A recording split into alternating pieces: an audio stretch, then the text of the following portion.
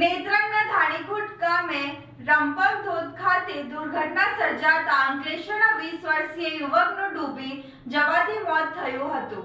નેત્રંગ તાલુકાના ધાણીખુટ ગામ નજીક કરજણ નદી પર આવેલા રંપમ ધોધ ખાતે વધુ એક કરુણ દુર્ઘટના સર્જાઈ છે। અંકલેશ્વરના ભડકુદરા ગામના 20 વર્ષીય યુવકનો ધોધ પાસે ઊંડા પાણીમાં પડી જતા મોત નીપજ્યો હોવાનું જાણવા મળ્યું છે। મળતી માહિતી મુજબ મરણ જનાર અબ્દુલ વાહીમ અબ્દુલ હકીમ સારહે અંસાર માર્કેટનાઓ પોતાના મિત્ર સાથે ધાણીખુટ ગામે આવેલા રંપમ ધોધ ખાતે ફરવા માટે આવ્યો હતો। દરમિયાન ધોધ નીચે આવેલા પથ્થરો પરથી વહેતા પાણીમાં થઈ સામે કિનારે જતો હતો ત્યારે તેનું પગ લપસી ગયો હતો।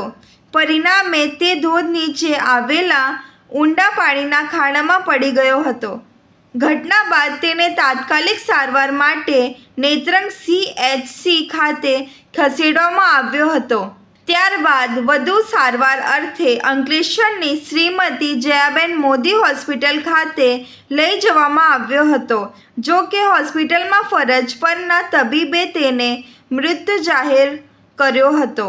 ઉલ્લેખનીય છે કે છેલ્લા થોડા સમય દરમિયાન રંપમ ધોધ ખાતે ડૂબી જવાની એકથી વધુ દુર્ઘટનાઓ બનતા સુરક્ષા વ્યવસ્થા અંગે પ્રશ્નો ઊભા થયા છે।